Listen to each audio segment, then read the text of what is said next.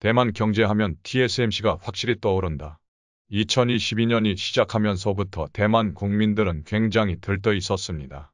전 세계적인 반도체 수요 폭증에 대만 TSMC의 매출과 영업이익이 증가하며 자연스럽게 대만 국민들의 1인당 GDP 또한 사상 최대폭으로 오를 것이란 전망이 나왔기 때문입니다.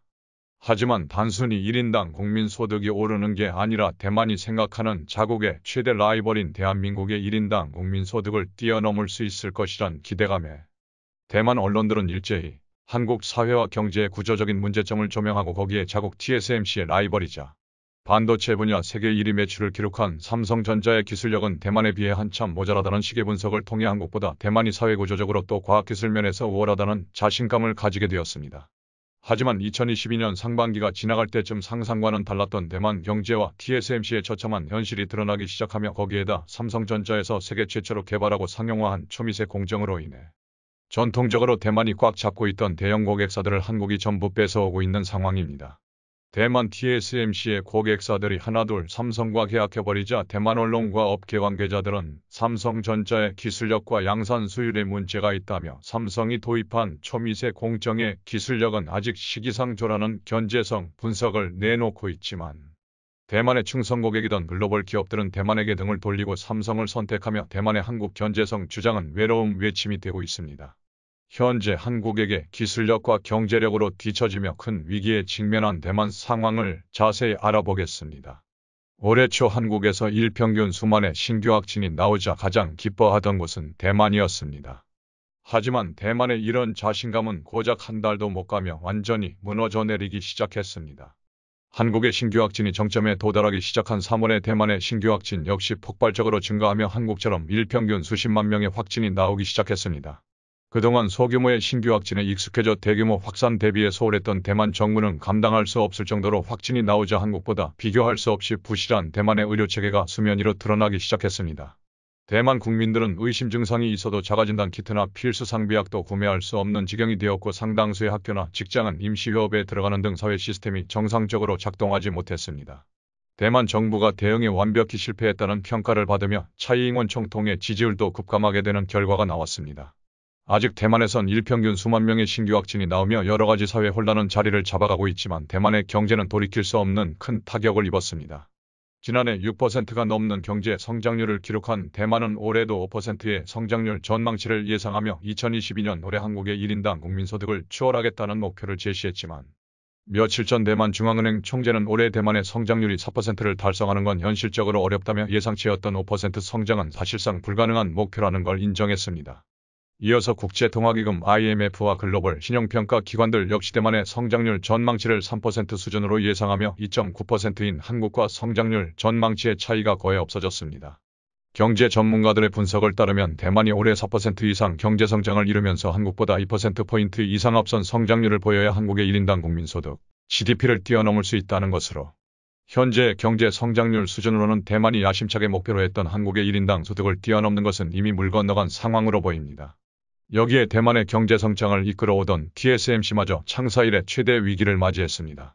그동안 파운드리 분야에서 50%가 넘는 점유율을 기록하며 절대 강자로 군림해오던 TSMC의 점유율이 사상 최대폭으로 깎일 위기에 놓였기 때문입니다. 그 배경엔 바로 삼성전자가 있습니다. 삼성은 6월 30일 어제부터 세계 최초 3나노 공정 양산에 돌입하며 대만 TSMC를 기술력으로 압도하기 시작했습니다. 일본 경제 매체 니혼게이자이 신문 니케이은 8일 삼성전자가 최근 3나노 양산 개시를 발표했고 TSMC는 연내 3나노 양산을 시작할 예정이라서 첨단 경쟁에서 삼성 측이 앞선 것으로 보이지만 실태는 다르다 고 썼다. 니케이는 반도체 회로 선폭과 더불어 기술력을 평가하는 또 하나의 지표인 고객사를 삼성전자가 공개하지 않은 점을 근거로 들었다. TSMC는 이번 하반기 12월부터 3나노 양산을 예고하고 있지만 전문가들의 입장은 다릅니다. 지난해에도 올해 3월에 3나노 양산을 예고한 TSMC는 이번 12월로 계획을 미뤘는데 삼성과는 근본적인 설계 구조가 다르기 때문에 기술적으로 구현해내기 어려운 3나노라고 보고 있습니다. 결과적으로 올해에도 TSMC의 3나노 양산이 불투명할 것으로 보며 내년 3월이나 되어서야 삼성의 기술력을 따라잡을 수 있다고 내다보고 있습니다.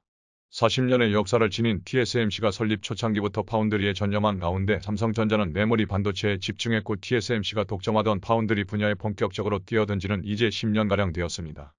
후발주자인 삼성이 파운드리 연구개발에 막대한 투자를 하는 도중에 TSMC보다 기술력이 부족하다 혹은 수율이 부족하다 등등 대만의 IT 매체를 비롯한 언론들의 무수한 공격이 있었지만 이번에 세계 최초 3나노 양산으로 그동안 대만 업계가 한국을 견제하던 모든 공격들이 일순간에 정리되는 역사적인 순간입니다. 반도체 업계들도 삼성전자에게 거는 기대가 매우 큽니다. 그동안 TSMC의 단골 손님이던 AMD가 삼성전자 3나노 공정 도입 검토를 마치며 첫 번째 고객사로 돌아설 것이라는 보도가 나오고 있습니다. 그동안 AMD는 TSMC의 3나노 공정으로 컴퓨터용 CPU를 제작하고자 했지만 TSMC 측에서 수율을 문제 삼으며 양산을 1년 넘게 지연시키고 있어 AMD는 삼성으로 눈길을 돌릴 수밖에 없었습니다. AMD를 대표하는 대만 출신 리사스는 그동안 대만의 반도체 회사인 TSMC와 협력해왔지만 삼성의 3나노 기술력에 결국 넘어간 것입니다. 이 밖에도 퀄컴과 엔비디아 등 기존 TSMC의 고객사들이 삼성의 3나노 도입을 검토하고 있어 대만 TSMC의 점유율은 더욱 떨어질 것이란 전망입니다. 대만이 한국에게 파운드리 반도체 점유율마저 내주게 되면 대만의 국가경제 자체가 위태로워질 수 있습니다. 한국은 반도체 말고도 자동차 산업과 조선업을 비롯한 석유화학과 철강산업 등 중화학 공업에서 세계 최강을 지키고 있습니다. 그리고 세계 최고의 문화강국으로서 글로벌한 영향력을 가지고 있어 반도체도 중요하지만 다른 다양한 산업에서 국가적인 영향력을 지니고 있는데 반면 대만의 경우는 반도체가 유일무이한 상황으로 그동안 한국에 비해 강점으로 작용했던 반도체 산업마저 한국에게 추월당한다면 대만의 경제 성장률이 하락하는 것은 물론이고 장기적으로 대만 국민들의 소득 또한 하락한다는 것입니다. 2000년대 초반 대만의 1인당 국민소득이 한국에게 추월당한 이후로 한국에게 큰 열등감을 가지고 있던 대만은 2022년 올해 드디어 한국을 거의 다 따라잡았다고 기대하며 국민소득 추월을 노리고 있었지만 예상치 못했던 대규모 신규 확충과 반도체 분야에서 한국의 세계 최초 신기술로 기존 고객들이 이탈하며 대만의 성장률이 한국보다 우위에 있을 확률이 사라지고 있습니다. 대만이 한국에게 밀릴 수밖에 없는 이유가 있습니다. 한국은 반도체 치킨게임을 통해 일본의 반도체 산업을 공중분해시켰고 삼성전자와 SK하이닉스를 합쳐 전세계 메모리 분야 시장 점유율을 75%가량 점유하고 있습니다.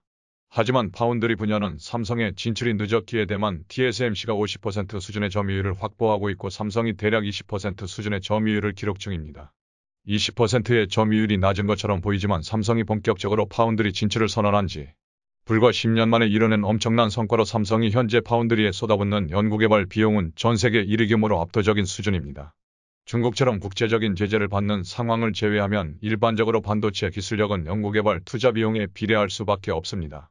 다자그마치 100조 원에 달하며 세계에서 제일 많은 연구개발 비용을 투자하고 있습니다.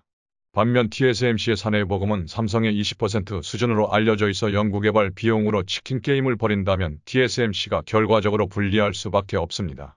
사실 삼성은 파운드리에 발을 들여놓는 순간부터 TSMC를 잡기 위해 누구보다 발빠르게 움직였고 그 결실이 지금 3나노 공정으로 나타날 것으로 보입니다.